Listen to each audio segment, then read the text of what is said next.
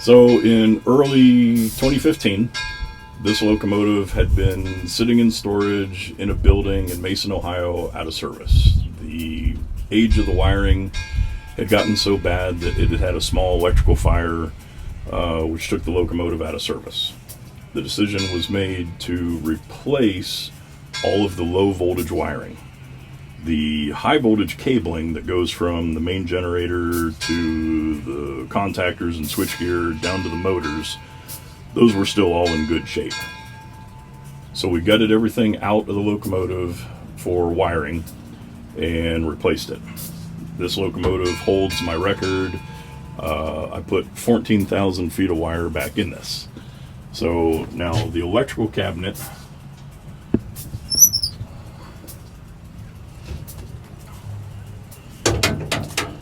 goes from here, goes another 2 feet down underneath the floor, goes all the way over here, and there's even some components and wiring just on the back side.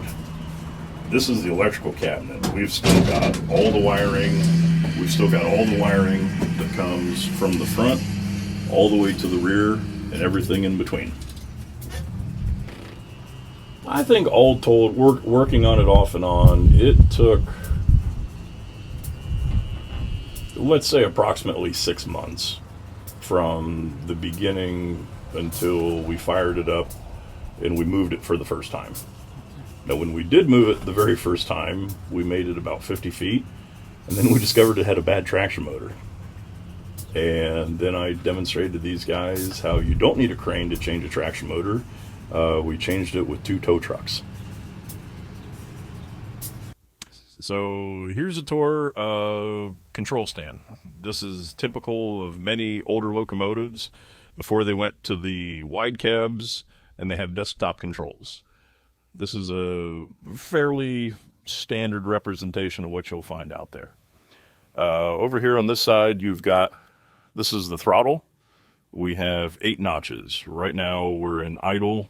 We go from notch 1 all the way out to notch 8. This is the reversing handle. Right now it's in neutral. Put it up here, that's for forward. If we put it back here, that's for reverse. We have various control switches. Those will vary from locomotive to locomotive. We have control and engine run and generator field, headlights, front and rear, ditch lights. We have a snap switch for when we need to dim the headlight. Back here, this is our bell. Don't have enough air left to blow it. Here's our horn. This handle right here is known as the automatic brake valve. This valve controls the brakes on the cars that are behind the locomotive, and at the same time it will also set up the brakes on the locomotive. This valve here is known as the independent.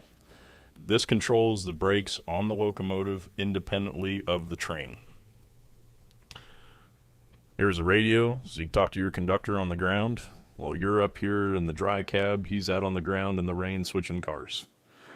Here's a speedometer, so you know how fast that you can go to get back home. We have the load meter. This locomotive is a diesel electric drive, so we're sending electricity down to the traction motors to motivate the locomotive down the track.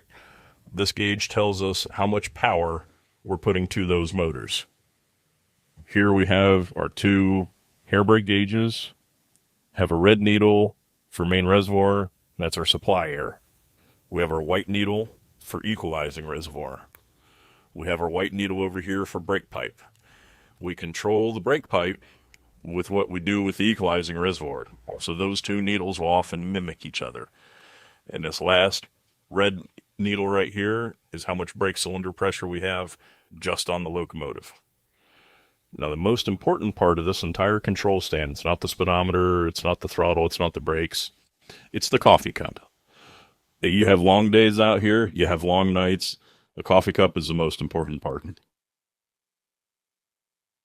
So this is one of those old-fashioned timey telephones.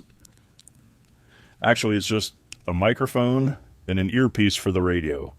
Right here we have the button when we want to key up the radio and transmit. We let go when we want to listen. This is a lot easier in a noisy locomotive. Now you have an earpiece you can press up against your ear, and you have the mouthpiece that you can hold up against your mouth.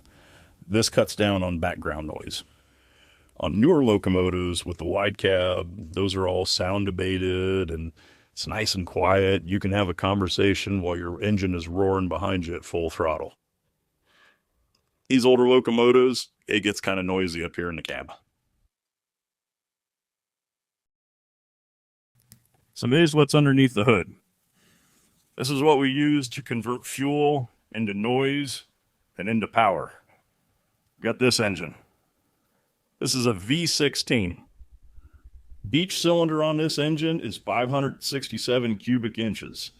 That translates into 9.25 liters per cylinder.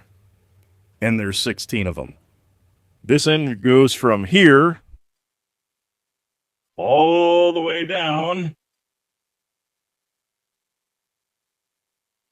to here. 8 cylinders on each side. And all that power that the engine makes is used to spin this generator. This generator goes from here back to here. We make DC power for traction. We send it down to the 4 traction motors that are between the wheels on the axles. We also, in this section up here, make 3-phase AC power to run our 3 cooling fans. It runs our inertial filter blower motor, and we also use it as part of the excitation system to control how much power the main generator makes. Back in front of the engine, got a couple other items. This is our water storage tank. Behind these grills right here are where we have the large cooling radiators to cool the engine and to dissipate all the heat that it makes. We also have this big thing at an angle. That's the oil cooler. Not only do we cool the water, but we also cool the oil to carry heat away from the engine. Another accessory that we have on here that the engine turns is this air compressor. This air compressor is used for things like powering the air brake system so we can stop. Blows the horn to scare trespassers and evildoers away from the track. Rings the bell to scare cattle and deer. Also, we power window wiper motors so we can wipe the rain off the windshield and we can see where we're going. Controlling all this horsepower, we have the governor.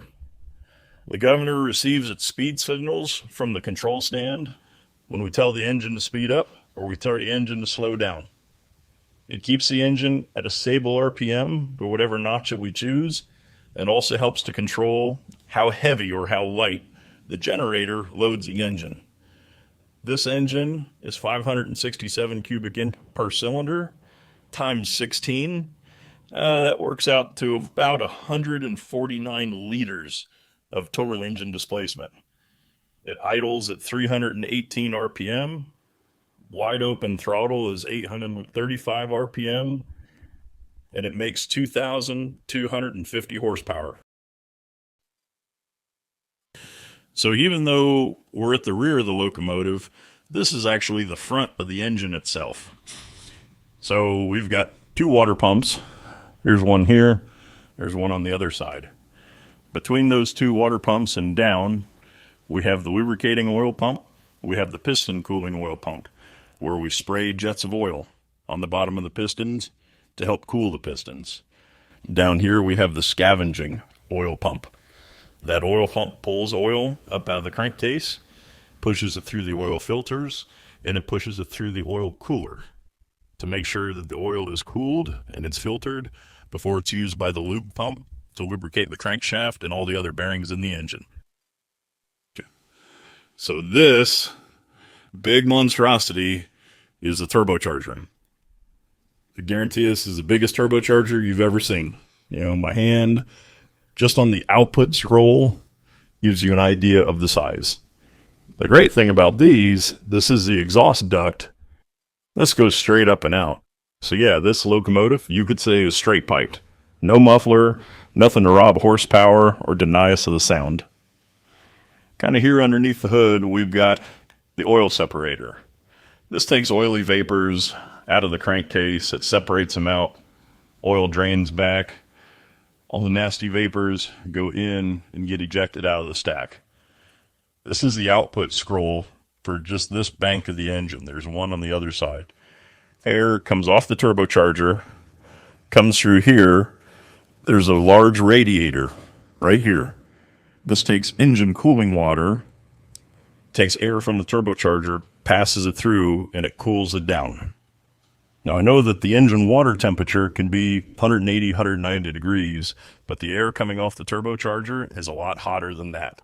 So if we can bring it down to 180, 190 degrees, we've made an improvement. And again, this is just the duct for the left bank. The right bank is on the other side. Right bank of the engine. Back here we have our turbocharger inlet pipe. On the other side of this partition wall, we've got the large engine air cleaners. Turbocharger sucks it in here. This is the compressor scroll. We looked at the output over there on the left bank. Now we're over here. This is the output for the right bank. Goes through the intercooler to cool the air down before it goes into the engine. And then it goes into the engine from there. Over here on this side, we don't have the oil separator, but we do have the drive shaft that comes off right here and goes back through this partition wall. Behind this wall is the auxiliary generator. Its function is to charge the locomotive batteries, which are 64 volt. So it charges the batteries about 74 volt. So that takes care of the starting batteries. It also powers the low voltage electrical system, which are the headlights, the fuel pump, governor control, all the contactors, and all the relays. That takes care of that. So on the main generator, there's actually two units bolted together in one piece. From here forward, this is known as the companion alternator. That produces the three-phase AC that we spoke about to run the cooling fans, to run the filter motor, and also to help with the excitation system. From here back, this is all the DC portion. This is what supplies the traction power to the traction motors on the axles between the wheels.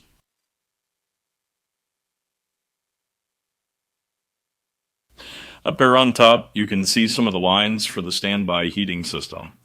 Because of the age of these engines, we don't usually like to run an automotive style antifreeze just because of the danger of internal water leaks. Normally in these locomotives, we have to run just straight water as our coolant. If the engine has an internal water leak and we were to leak water into the crankcase oil, it would emulsify, but it would not be the end of the world.